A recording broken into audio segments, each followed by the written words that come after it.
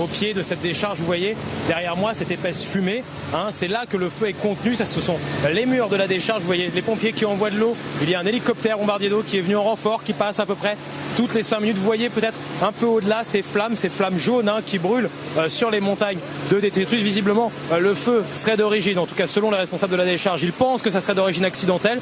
Des matériaux qui auraient été proposés là auraient fini par prendre feu. Ils nous parlaient notamment d'une bonbonne de gaz vide qui aurait explosé. Donc ça ne fait pas une grosse explosion, mais en tout cas suffisamment pour entraîner un incendie. C'est une décharge, donc c'est assez impressionnant.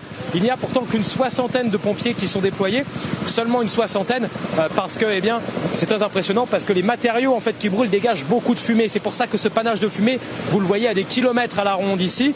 Mais il y a du bois, il y a du plastique, et ce sont des matériaux, nous expliquaient les pompiers, quand ça brûle, ça dégage beaucoup de fumée.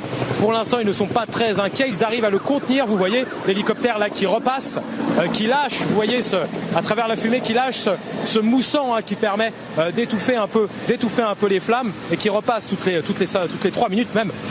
Donc voilà, pour l'instant, il y a à côté de cet endroit, de cette décharge, un parc de loisirs qui, son propriétaire, étant donné que c'est à l'extérieur, étant donné la fumée, qui a préféré le faire évacuer. Regardez la fumée que ça dégage, regardez, on ne voit pas à 20 mètres dans cette direction. Le soleil, hein, même est caché, on a l'impression qu'il y a une éclipse. Et il y a aussi un camping à côté, un camping qui lui n'a pas été évacué. Les pompiers pour l'instant n'en ont pas donné l'ordre, ils n'espèrent pas avoir à le faire. Pour l'instant, nous disent-ils, le feu est contenu dans cette zone, il n'y a pas de raison de s'alarmer au camping. Donc voilà, la situation continue et pour l'instant les pompiers sont confiants.